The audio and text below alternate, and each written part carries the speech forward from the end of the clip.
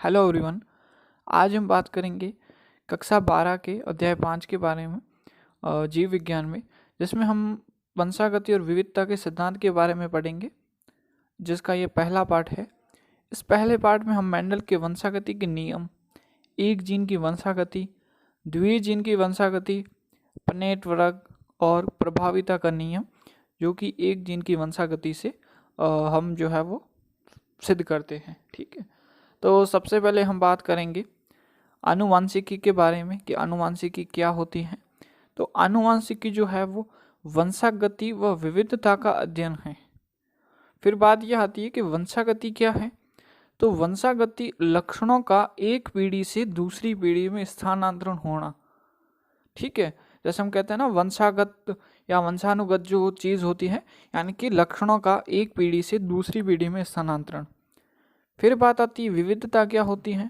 तो लक्षणों के स्थानांतरण में उत्पन्न होने वाला परिवर्तन, कभी भी परिवर्तन होता है तो उसे हम क्या कहते हैं, विविधता। तो वंशागति व विविधता का अध्ययन कहलाता है आनुवांशिकी। अब हम बात करते हैं कि परिवर्तन आना। अब परिवर्तन कभी कभी सतत आता है या कभी कभी असतत हो जाता है। यानी कि सतत क्या होता है, यह तो पार्ट है किसका, इवोल्यूशन का। इवोल्यूशन मतलब जो जैव विकास है उसका पार्ट है। धीरे धीरे जो है वो मानव का जो विकास हो रहा है, तो उसके लिए जीन विनिमय आवश्यक है। लेकिन कभी कभी जो है वो उत्परिवर्तन हो जाता है। आगे हम चैप्टर्स में बात करेंगे कि जो उत्परिवर्तन है वो पर्यावरणीय कारकों भी द्वारा होता है, किसी यूवी लाइट्स वगैरह के कारण भी होता है। तो ये सब हम डिस्कस करेंगे। तो परिवर्तन होना उसे हम कहते हैं, या विविधता आना। विविधता कैसे आएगी, परिवर्तन के कारण आएगी। और विविधता और वंशागति का अध्ययन कहलाता है आनुवांशिकी। ठीक है, फिर हम बात करते हैं जीन के बारे में। जीन जिसकी खोज की वो वैज्ञानिक थे जॉनसन। उन्होंने 1909 में जीन शब्द दिया और जीन की खोज की। ठीक है, अब हम बात करते हैं जीन क्या होती है। यह डीएनए व न्यूक्लियोटाइड का वह क्रम है। यह डीएनए और न्यूक्लियोटाइड, हम आगे सब बात करेंगे कि डीएनए क्या होता है, न्यूक्लियोटाइड क्या होता है, न्यूक्लियोसाइड क्या होता है, प्रोटीन क्या होता है, आरएनए क्या होता है, सब बात करेंगे। लेकिन अभी आप जो है वो जीन की परिभाषा देखिए, आपको समझ आ जाएगा कि डीएनए व न्यूक्लियोटाइड का वह क्रम, डीएनए और न्यूक्लियोटाइड का वह क्रम जो प्रोटीन एवं नॉन कोडिंग आरएनए का निर्माण करता है। अगर आपको थोड़ा पता हो तो डीएनए से जो है वो एमआरएनए का निर्माण होता है, और एमआरएनए जो है वो आगे प्रोटीन का निर्माण करता है। तो डीएनए न्यूक्लियोटाइड का वह क्रम जो प्रोटीन एवं नॉन कोडिंग आरएनए का निर्माण करे उसे हम कहते हैं जीन। ठीक है, अब हम बात करेंगे एलील। एलील को हिंदी में कहते हैं युग्म विकल्पी। ठीक है, तो एक ही जीन के दो विपर्यासी या भिन्न रूपों को युग्म विकल्पी कहा जाता है। जैसे हम मान लें कि जीन है हाइट की, ऊंचाई की जीन है, तो उसके दो लक्षण होंगे। या तो ऊंचाई होगी ज़्यादा, जैसे हम कहते हैं कि लॉन्ग हो गया, या ड्वार्फ। ड्वार्फ यानी बोनापन और लंबापन। तो यह ऊंचाई के दो लक्षण हैं। इसमें जीन जो है वो ऊंचाई की है, लेकिन इसके जो विपर्यासी तो लक्षण है वो है लंबापन या बोनापन, जो हम आगे मटर के पादप में इसको देखेंगे। यह न्यूक्लियोटाइड के क्रम में भिन्न होते हैं। इसमें कुछ न्यूक्लियोटाइड के क्रम में भिन्नता आ जाती है, इसके कारण जो है वो एलील जो होते हैं वो अलग अलग प्रभाव दर्शाते हैं। एक ही जीन के युग्म विकल्पी समजात गुणसूत्रों के समान वी स्थल पर पाए जाते हैं। हम कह रहे हैं कि जीन के दो लक्षण प्रकट करने वाले एलील होते हैं, तो एक ही जो है वो गुणसूत्र पर पाए जाते हैं, जिसे हम समजात गुणसूत्र कहते हैं। ठीक है, अब हम बात करेंगे समयुग्मजी या शुद्ध एलील। समजात गुणसूत्रों पर एक समान युग्म विकल्पी का उपस्थित होना। देखो समजात विकल्प देखो दो पाए जा रहे हैं, जैसे यहाँ पे टी और टी दो है। कैपिटल टी का अर्थ होता है लंबापन, स्मॉल टी का मतलब होता है बौनापन। ठीक है, ये तो आपको पता होगा। अगर दो समान है या दो समान है, तो दोनों अगर समान है, इसका अब ये मत अंदाज़ा लगाइएगा कि ये टी है तो इसमें जो हाइट है वो ज़्यादा है, लंबाई है, और यह जो हार्ट है वो बौनापन है। नहीं, इसमें क्या दिया हुआ है कि ये शुद्ध है, दोनों एक समान हैं, दोनों एक समान हैं, तो उसको बोलते हैं समयुग्मजी या शुद्ध एलील या शुद्ध युग्म विकल्पी से बोला जाता है। और विषम युग्मजी यानी कि समजात गुणसूत्रों पर भिन्न युग्म विकल्पियों का उपस्थित होना, जैसे यहाँ पर कैपिटल टी और स्मॉल टी। इससे या तो बोलते हैं विषम युग्मजी या फिर बोलते हैं संकरित हाइब्रिड। ठीक है, अब हम बात करेंगे लक्षण प्रारूप और जीन प्रारूप। इस चैप्टर में आपको पहले कुछ डेफिनेशन है, कुछ पॉइंट्स है या कुछ ऐसे टेक्निकल वर्ड है वो आपको समझने पड़ेंगे। लक्षण प्रारूप नाम से स्पष्ट है, एक जीव की बाह्य आकार की लक्षणों के आधार पर आप उसका पता लगा सकते हो। जीन प्रारूप यानी कि एक जीव की आनुवांशिक संगठन, ठीक है, जो शुद्ध या संकरित अवस्था में कुछ भी हो सकता है। जैसे कि बाह्य रूप से कैपिटल टी और कैपिटल टी स्मॉल टी वाला पौधा जो है वो लंबा है। जीन प्रारूप की बात करें तो कैपिटल टी वाला पौधा लंबा तो है, लेकिन कैपिटल टी और स्मॉल टी वाले से वह अलग है। कैसे? जीन प्रारूप में। यह था लक्षण प्रारूप, यानी कि दोनों लंबे हैं। यह तो लक्षण प्रारूप है बाहर से देखने, लेकिन अंदर से जब देखेंगे तो ये शुद्ध और संकरित दोनों अवस्था में पाए जाते हैं। अब हम बात करते हैं आनुवांशिकी के जनक के बारे में।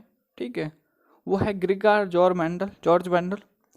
1856 से 1863 तक इन्होंने अपना रिसर्च कार्य किया। ठीक है, एक बार ये क्वेश्चन भी आया था। ठीक है, प्रायोगिक आनुवांशिकी का जनक यानी जो एक्सपेरिमेंटल जेनेटिक्स है, उनका जो जनक है वो है टी.एच. मॉर्गन, जिन्होंने फल मक्खी पर प्रयोग किए थे। आधुनिक या प्राणी आनुवांशिकी के जनक जो मॉडर्न जेनेटिक्स है उनके जनक माने जाते हैं बैटसन। ठीक है, अब हम बात करेंगे जो मेंडल ने 7 प्रकार के लक्षण बताए थे, तो वो कौन कौन से थे और उनका प्रभावी और अप्रभावी रूप क्या था। सबसे पहले बात करेंगे हाइट के बारे में। हाइट में प्रभावी क्या है? टॉल है यानी कि लंबापन। अप्रभावी है इसका ड्वार्फ यानी बोनाबोन। फ्लावर का कलर वायलेट, ये आपको याद रखना है थोड़ा कि प्रभावी लक्षण कौन सा है और अप्रभावी लक्षण कौन सा है। वायलेट रंग जो है वो प्रभावी लक्षण है, वाइट रंग जो फूलों का है वो अप्रभावी है। फ्लावर पोजीशन, जो पुष्प का जो पौधे पर लगने का क्रम है, अगर वो एक्सियल है यानी कि अक्षीय रूप है तो वो प्रभावी है, अगर टर्मिनल है वो साइड में है तो वह अप्रभावी है। सीड का शेप, जो बीज का आकार है, अगर बीज राउंड है, जैसे जो मटर के बीज होते हैं वो गोल होते हैं तो वो प्रभावी लक्षण है। रिंकल यानी जो झुर्रियाँ पड़ी हुई होती हैं बीज पर, वो अप्रभावी लक्षण है। सीड का कलर, यहाँ पर आपको याद रखना है कि ग्रीन कलर अप्रभावी है। आप ऐसा मत सोचिएगा कि ग्रीन कलर मटर का होता है तो वो प्रभावी है, नहीं, येलो कलर जो है वो प्रभावी है।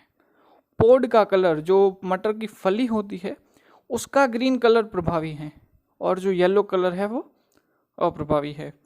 पोड का सेब, जो फली होती है उसका सेब अगर जो फली है वो फूली हुई है, कंस्ट्रिक्ट नहीं है यानी कि सिकुड़ी हुई नहीं है, तो प्रभावी लक्षण है इनफ्लेट, और अप्रभावी है कंस्ट्रिक्ट यानी कि सिकुड़ी हुई। अब हम बात करेंगे एक जीन की वंशागति, यानी कि एक जीन कैसे वो दूसरे वंशागति उसकी है, वो आगे कैसे जाता है, उसके बारे में हम देखेंगे। तो एक जीन की वंशागति है तो हम क्या करेंगे, एक संकरण करेंगे। हमने यहाँ पे लिया है शुद्ध लंबे पादप। शुद्ध आ गया इसलिए इसका मतलब हो गया कि वो कैपिटल टी और कैपिटल टी है। शुद्ध बौने पादप, इसका मतलब है कि स्मॉल टी और स्मॉल टी है। ये 2n है संख्या में, आप देख रहे हैं। इसका मियोसिस होगा, अर्धसूत्री विभाजन होगा, यहाँ से एक युग्मक बना टी, यहाँ से एक युग्मक बना टी, दोनों का संकरण हुआ तो हमको F1 पीढ़ी, पहली पीढ़ी जो होती है उसको F1 पीढ़ी कहा जाता है। और सभी पौधे लंबे हुए, और सही भाषा में बात करें तो हम इसको कहेंगे कि संकरित लंबे पादप है, संकरित है।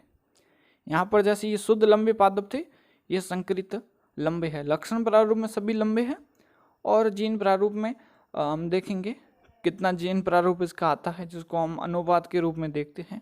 ठीक है। अब यहाँ पर हम देखते हैं कि यहाँ पर हमको कैपिटल टी और स्मॉल टी वाला ये बना, इसको हमने स्वपरागण करवाया, सेल्फ पॉलिनेशन करवाते हैं, तो इसका एक युग्मक निकला, ये युग्मक था, ये 4 प्रकार के युग्मक बने।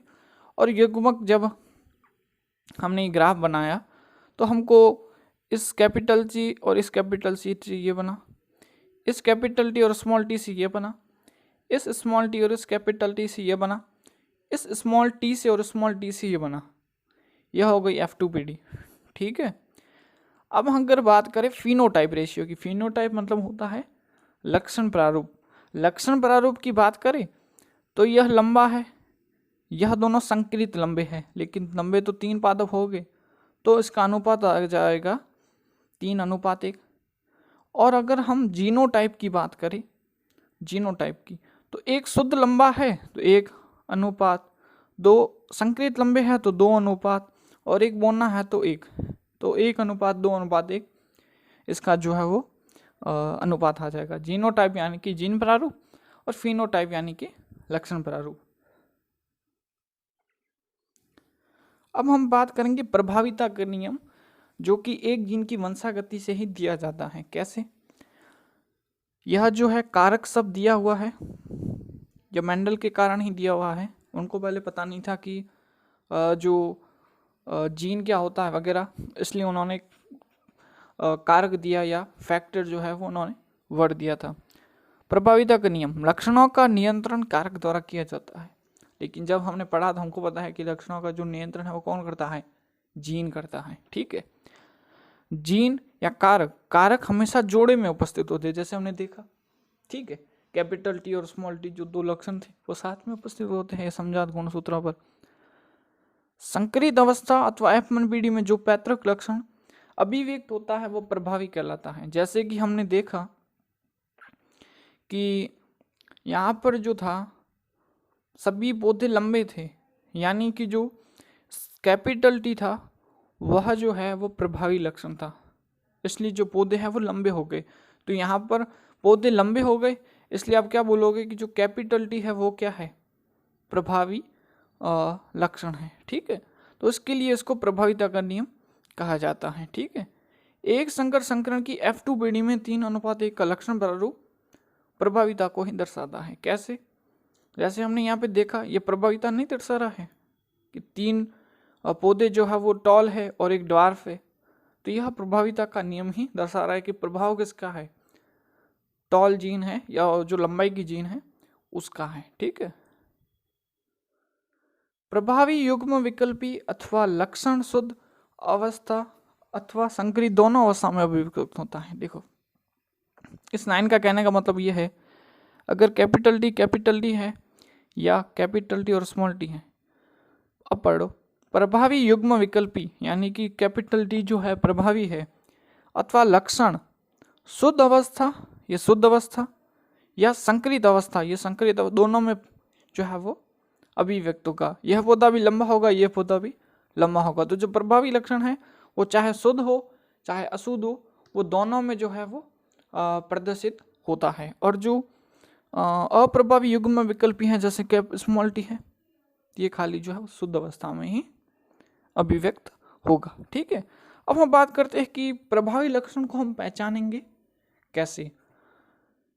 जो पैतृक लक्षण F1PD में अभिव्यक्त हो, F1PD में अभिव्यक्त कौन हुआ था? कैपिटल टी हो गया था। तो हम क्या कहेंगे कि जो कैपिटल टी है वह जो है वो प्रभावी लक्षण है। शुद्ध अवस्था और संकरित अवस्था दोनों में अभिव्यक्त हो, यह शुद्ध में भी अभिव्यक्त होता है और संकरित अवस्था में भी अभिव्यक्त होता है, तो हम क्या बोलेंगे? हम ऐसे पता कर सकते हैं कि प्रभावी लक्षण कौन सा है। फिर हम अधिक आवृत्ति में, जैसे हमने देखा 3:1 के रूप में कौन प्रदर्शित हो रहा था? कैपिटल टी वाला जो है जीन आणविक स्तर पर एक क्रियाशील प्रोटीन का निर्माण करे, है ना। हम कह रहे हैं कि कैपिटल टी और स्मॉल टी हमको पादप मिला, इसमें क्या हुआ? कैपिटल टी भी है स्मॉल टी भी है, लेकिन कैपिटल टी ने एक प्रोटीन का निर्माण किया जिसके कारण पौधा लंबा हो गया। स्मॉल टी ने किसी भी प्रकार का प्रोटीन का निर्माण नहीं किया, तो जो क्रियाशील प्रोटीन का निर्माण करे उसे हम प्रभावी कह सकते हैं। ठीक है, तो प्रभावी युग्म विकल्पी होगा वो क्रियाशील एंजाइम का प्रोटीन का निर्माण करेगा। ठीक है, अब हम आगे क्वेश्चन देखते हैं। यहाँ पर क्वेश्चन ये है कि संकरित नीले खरगोश को काले खरगोश से संकरित करवाया गया है तो प्राप्त संतति क्या होगी। ठीक है, अब इस क्वेश्चन को अगर देखें तो यहाँ पर दिया हुआ संकरित नीला, यहाँ पर आपको समझने की बात है वो अगर संकरित भी है और नीला भी है तो प्रभावी लक्षण कौन हुआ, नीला या काला। नीला कलर प्रभावी हुआ क्योंकि वो संकरित में भी नीला कलर दर्शा रहा है। तो यहाँ पर कैपिटल बी और स्मॉल बी हमने ले लिया, मानो यह कलर है ब्लू कलर है ना, ब्लू शो कर रहा है वो, और जो स्मॉल बी होगा तो ये तो ब्लैक हो जाएगा। ठीक है, अब पूछा है कि संतति कैसी होगी, तो यहाँ पर आप जब इसके युग्मक बनाएंगे तो आपको एक बी मिलेगा दूसरा बी मिलेगा, यहाँ पर दोनों ये सेम मिलेंगे। और जब नीचे जैसे मैं लिख रहा हूँ ये इसका और इसका लिख रहा हूँ तो यहाँ पर ये आ जाएगा, इसका और इसका ये आ जाएगा, और ये इसका स्मॉल बी और उसी का भी स्मॉल बी और स्मॉल बी। यह क्या है, नीला, यह क्या है, ब्लैक। ये दो है, ये भी दो है, अनुपात कितना हुआ, 1:1। तो आंसर क्या आएगा, 8 नर नीले 8 नर काले 4 मादा नीली और 4 मादा काली। कैसे, पहला ऑप्शन गलत कैसे है, क्योंकि यहाँ पर नीला कलर, देखो नर मादा में आपको कंफ्यूज किया जा रहा है, लेकिन कलर का जो है वो यहाँ पर खेल है। यहाँ पर 8 नीला कलर है और 8 नीला है, तो यहाँ पे 16 जो है वो नीले कलर हो गए और काले कलर में सिर्फ 8 है, तो ये मैच करेगा क्या, नहीं करेगा। दूसरा ऑप्शन में 8 नर नीले और 8 नर काले, तो यहाँ पर 8:8 1:1 हो गया, यहाँ पर भी 1:1 हो जाएगा, तो आंसर क्या हो जाएगा, दूसरा। ठीक है, अब हम बात करते हैं प्रभाविता का नियम। तो उसमें कुछ अपवाद हैं। कैसे अपवाद है, पहला है अपूर्ण प्रभाविता, नाम से स्पष्ट है, इनकम्प्लीट डोमिनेंस, जो प्रभाव पूरी तरीके से न दिखाए, अपूर्ण प्रभाविता। दूसरा है कोडोमिनेंस यानी कि सह प्रभाविता, दोनों लक्षणों का साथ में प्रकट होना, सह प्रभाविता। अब बात आती है कि इनकम्प्लीट डोमिनेंस यानी कि अपूर्ण प्रभाविता कौन दर्शाता है, तो पहला पादप है यहाँ पे ये एंटी रायमन मैजस, जिसे स्नैपड्रैगन या डॉग प्लांट भी कहते हैं, और दूसरा पादप है मिराबिलिस जल्पा, जिसे 4 o'clock प्लांट भी कहा जाता है। ठीक है, अब हम बात करते हैं कि क्या होता है इसमें। इस प्रक्रिया में F1PD में कोई भी पैतृक लक्षण जो है वो अभिव्यक्त नहीं होता है।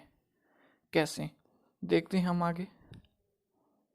इसका जो F2PD में जीन प्रारूप होता है, लक्षण प्रारूप होता है, वो समान रहता है। कैसे रहता है, जैसे हमने यहाँ पर शुद्ध लाल और शुद्ध सफ़ेद फूल का पौधा ले लिया, पुष्प का पौधा ले लिया, यहाँ से एक युग्मक बना कैपिटल R, यहाँ से एक युग्मक बना स्मॉल r।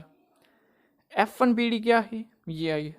तो यहाँ पर देखने की बात है कि आपने शुद्ध लाल पौधा लिया था फूल का, शुद्ध सफ़ेद फूल का पौधा लिया, लेकिन आपको मिल क्या रहा है, गुलाबी रंग का फूल। तो यहाँ पर क्या हुआ, ना तो लाल जो है वो प्रभावी लक्षण है, ना ही सफ़ेद है, यहाँ पर अपूर्ण प्रभाविता दिखाई दे रही है। ठीक है, इसलिए जो रंग है वो गुलाबी हो गया। और यहाँ पर हमको F1PD की अगर हम बात करें तो यहाँ पर हमको गुलाबी फूल मिलता है। अगर हम इसका स्वपरागण करवाएं तो हमको 4 प्रकार के पौधे मिलते हैं। इसमें यह जो यह एक पौधा जो है वो रेड कलर का है, यानी कि लाल कलर का है। यह दोनों जो है वो पिंक कलर के हैं और यह जो है वो वाइट कलर का है। तो चाहे आप फिनोटाइप की बात करें, चाहे आप जीनोटाइप की बात करें, यह बाहरी रूप से भी जो है वो अलग अलग कलर दर्शाएंगे, यानी कि 1:2:1 होगा। और चाहे आप उनके जीन प्रारूप की बात करें तो भी वह 1:2:1 होगा। ठीक है, अब हम बात करते हैं मानव में एबीओ रुधिर समूह को आई जीन नियंत्रित करती है। मानव में जो रुधिर समूह का जो होता है ब्लड ग्रुप होता है वो एबीओ, यानी कि ए बी और ओ जो समूह है, इनके द्वारा हम मनुष्य में ब्लड ग्रुप को दर्शाते हैं। ठीक है, और यह गुणसूत्र 9 पर उपस्थित होता है। इस आई जीन के 3 युग्म विकल्पी होते हैं, है ना। इसको नियंत्रित कौन करता है? आई जीन करती है। यह जो है वो बहुविकल्पिता का उदाहरण है, ठीक है। इसमें क्या होता है? आई ए, आई बी और आई, है ना। इसको आप I0 भी लिख सकते हैं या फिर आप इसे स्मॉल आई भी लिख सकते हैं। इसमें जो आई ए और आई बी है वो प्रभावी है, और जो I0 है या स्मॉल आई है यह अप्रभावी लक्षण है, ठीक है। अब हम देखते हैं ब्लड ग्रुप कौन कौन से होते हैं। अगर हम लक्षण प्रारूप की बात करें, है ना, अगर हम बाहरी रूप से देखें तो ए बी और ओ जो है वो ब्लड ग्रुप होते हैं। ए ब्लड ग्रुप है तो उसका जीन प्रारूप आई ए भी हो सकता है या I0 भी हो सकता है। अब उसमें प्रभावी लक्षण IA है, इसलिए यह जो ब्लड ग्रुप है वो ए हो जाएगा, और इसमें तो ए ही है तो इसका ब्लड ग्रुप ए है। इसी प्रकार बी ब्लड ग्रुप में भी ऐसा होता है, लेकिन यहाँ पर एक वर्ड आ रहा है सह प्रभाविता, कोडोमिनेंस, ठीक है। यहाँ पर क्या होता है? ए बी ब्लड ग्रुप जो है वो प्रभावी है, बी ब्लड ग्रुप भी प्रभावी है, तो इसका जो रिजल्ट आएगा वो ए बी ब्लड ग्रुप आ जाएगा, ठीक है। और ओ जो ब्लड ग्रुप है उसमें कब होगा? जब I0 और I0 दोनों हो या स्मॉल आई हो। तो कभी कभी ये भी आता है कि जीन प्रारूप कितने बनेंगे, तो जीन प्रारूप 6 बन रहे हैं। लक्षण प्रारूप कितने बनेंगे, तो वो 4 बन रहे हैं, ठीक है। उसके फॉर्मूला की बात हम आगे करेंगे। यहाँ पर एक क्वेश्चन दे रखा है कि पिता का ब्लड ग्रुप ए है, माता का ब्लड ग्रुप ए बी है, संतान में वह कौन सा ब्लड ग्रुप होगा जिससे यह स्पष्ट होगा कि पिता का जो ब्लड ग्रुप है वो विषम युग्मजी है। यहाँ पर हिंट क्या दिया हुआ है? यहाँ पर हिंट ये दिया हुआ है कि पिता का जो ब्लड ग्रुप है वो विषम युग्मजी है। तो अब इसको तो ये ऐसे ही लिखा हुआ है, आप ध्यान मत दीजिएगा। तो पहला विषम युग्मजी है तो आपको ये आ जाएगा दिमाग में, और माता को जो ब्लड ग्रुप है वो तो ए बी है, तो आई बी हो जाएगा।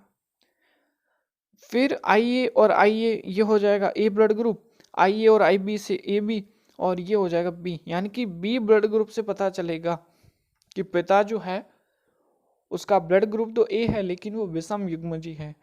अगर पिता का जो ब्लड ग्रुप है वह विषम युग्मजी नहीं होता तो बच्चे में B ब्लड ग्रुप नहीं होता।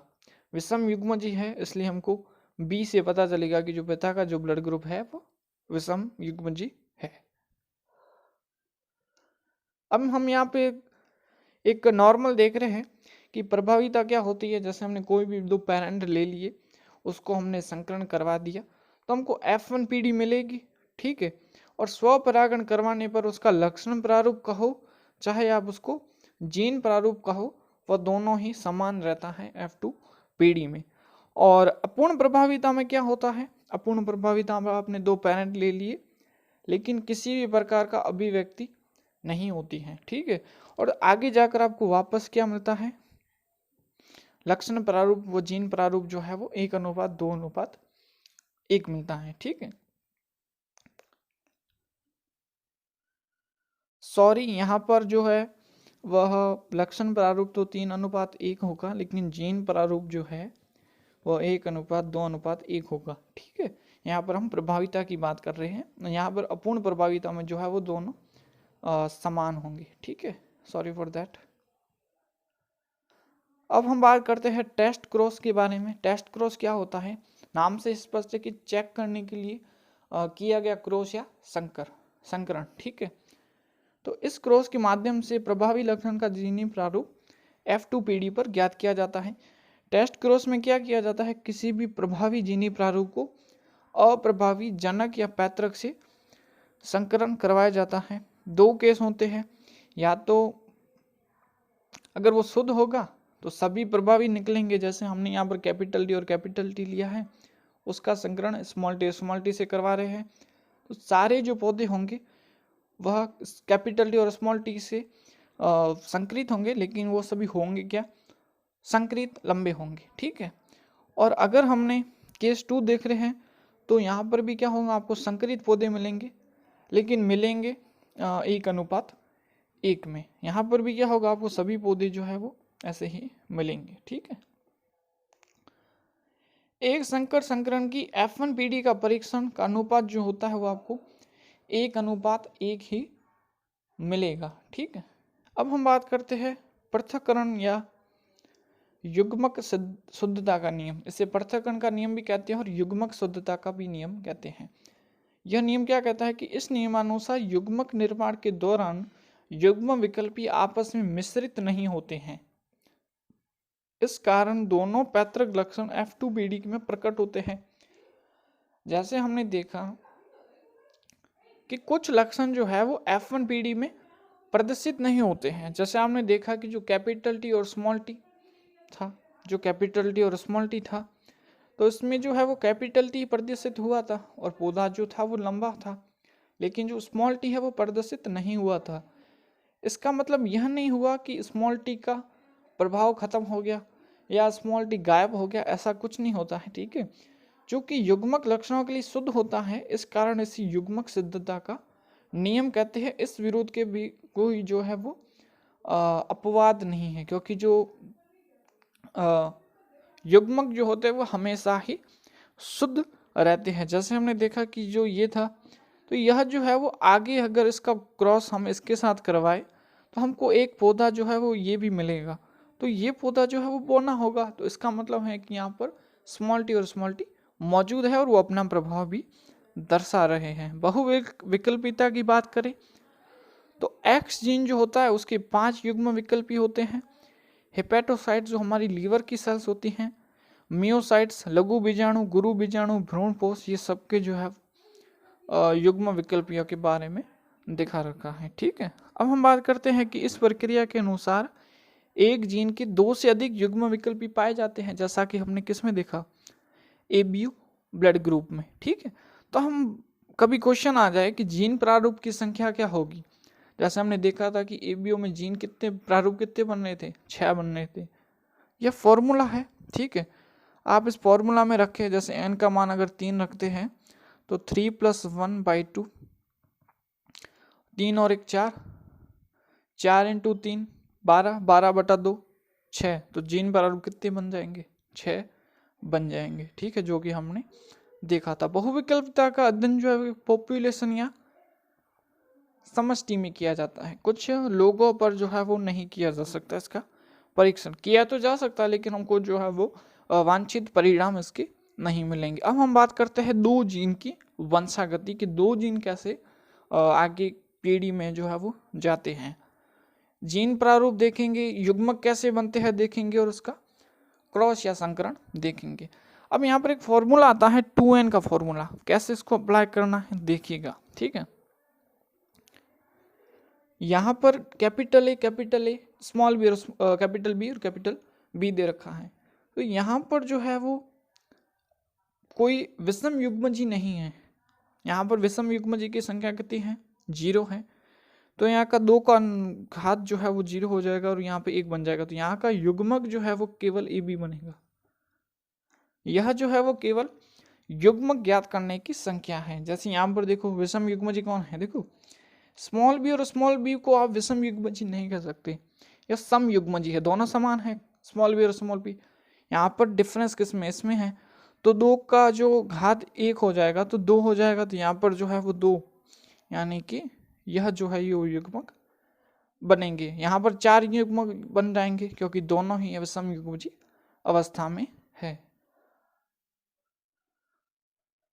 यह एक उदाहरण के रूप में दे रखा है कि अगर ऐसे 3 हो जाए तो कुछ नहीं करना है, 2 का क्यूब कर लीजिए तो आपका जो आंसर है वो क्या आ जाएगा, 8 आ जाएगा। ठीक है, और कैसे बने हैं 8, वो यहाँ पर भी आपको देख रहे हैं कि कितने जो है वो युग्मक बने हैं। वो डायरेक्ट आपको फॉर्मूला है, उससे आप जल्दी निकाल सकते हो। अब हम बात करते हैं जो द्विजीन वंशागति की बात करते हैं, तो वहाँ पर हम देखेंगे बीज का आकार और बीज का रंग। बीज का आकार या तो राउंड होगा, गोल होगा, या रिंकल्ड होगा, या झुर्रीदार होगा। और जो बीज का रंग है येलो और ग्रीन दे रखा है। हम पहले लेते हैं शुद्ध गोल और पीले, दोनों ही क्या है, प्रभावी हैं। तो कैपिटल आर और कैपिटल वाई और कैपिटल वाई, यहाँ पर दोनों स्मॉल है। ठीक है, यहाँ से हमको एक युग्मक प्राप्त हुआ, यहाँ से हमको एक युग्मक प्राप्त हुआ, और यहाँ से हमको F1BD जो है वो प्राप्त हो गई। ठीक है,